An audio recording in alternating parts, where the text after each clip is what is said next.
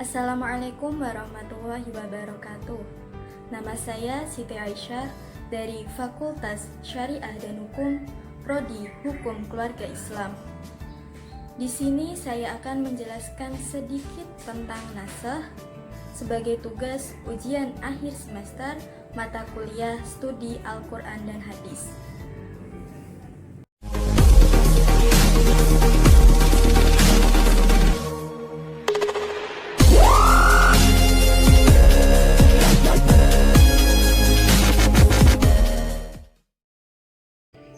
Sebelum kita membahas naskah, kita perlu mengetahui apa sih naskah itu. Definisi naskah secara bahasa ada 4 makna. Yang pertama, izalah atau menghapus. Yang kedua, ibdal atau mengganti. Yang ketiga, tahwil atau mengubah. Yang keempat, naql atau memindahkan sesuatu dari suatu tempat ke tempat yang lain. Secara istilah, naskah yaitu raf'u hukmin syar'iyyin bi khitabin syar'iyyin, membatalkan suatu hukum syara' dengan dalil syara'.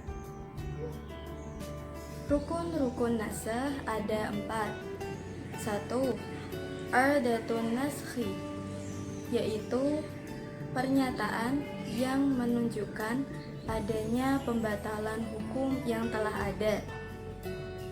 Yang kedua, nasikh, yaitu dalil yang menghapus hukum yang telah ada. Yang ketiga, mansukh, yaitu sesuatu hukum yang dibatalkan. Yang keempat yaitu mansukh anhu atau orang yang dibebani hukum.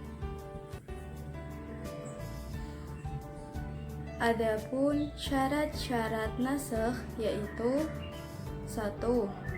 Adanya tuntutan syara yang dibatalkan adalah hukum syara. Yang kedua, pembatalan datangnya dari tuntutan syara'. Yang ketiga, pembatalan hukum tidak disebabkan berakhirnya waktu pemberlakuan hukum. Yang keempat, tuntutan yang mengandung naskah harus datang kemudian.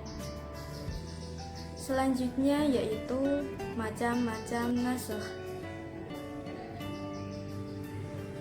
Macam-macam naskah termasuknya yaitu naskhul Quran bil Quran, menasakh Al-Quran dengan ayat Al-Quran.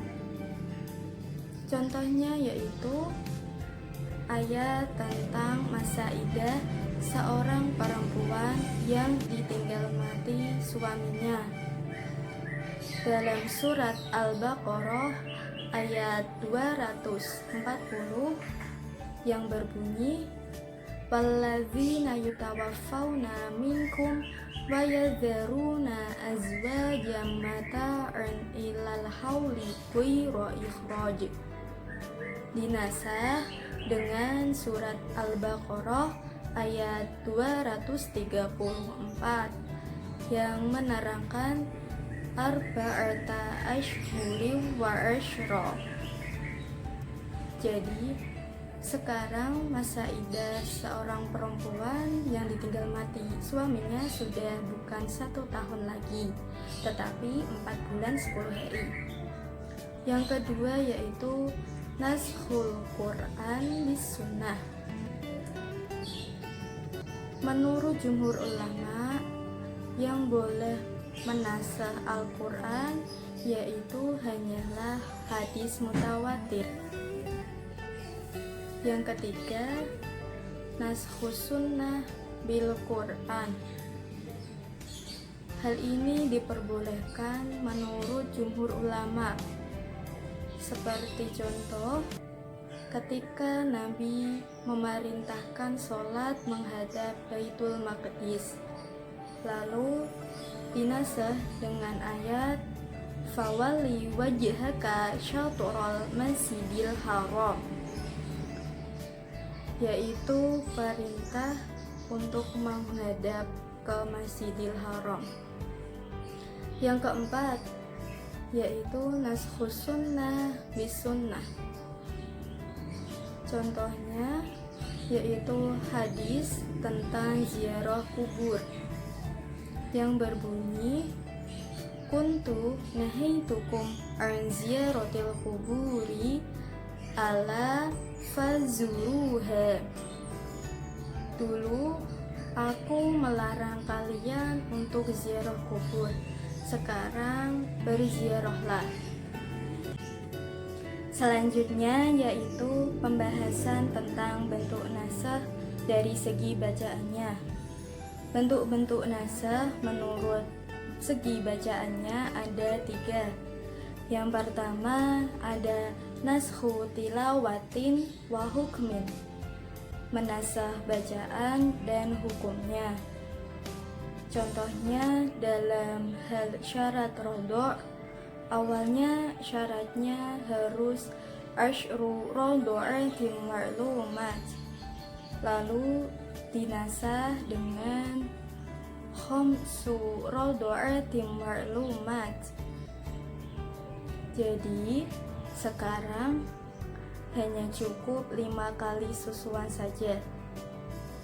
Yang nomor 2, naskhu tilawatin duna hukmin, menasakh bacaannya tanpa menasakh hukumnya, seperti dalam hal rojam ayat asyaikhu wasyaikhatu idza zanaya farjumuha, dinasakh dengan hadis amara Rasulullah birojamil muhsini.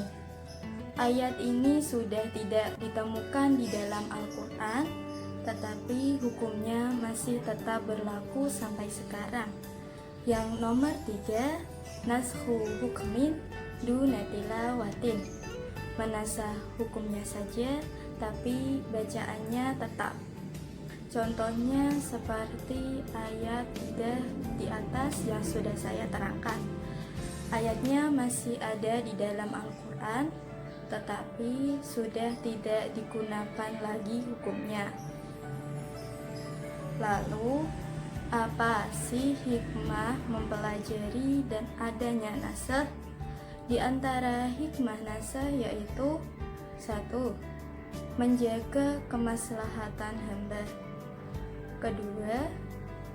Pengembangan pensyariatan hukum. 3.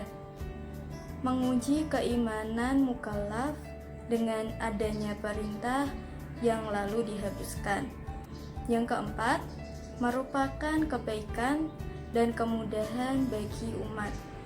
Sebab apabila nasih lebih berat daripada mansuh, artinya mengandung konsekuensi penambahan hukuman. Apabila lebih mudah, maka itu adalah sebuah kemudahan untuk umat Islam. Sekian dari saya, semoga video ini bermanfaat. Wabillahi taufiq wal hidayah. Wassalamualaikum warahmatullahi wabarakatuh.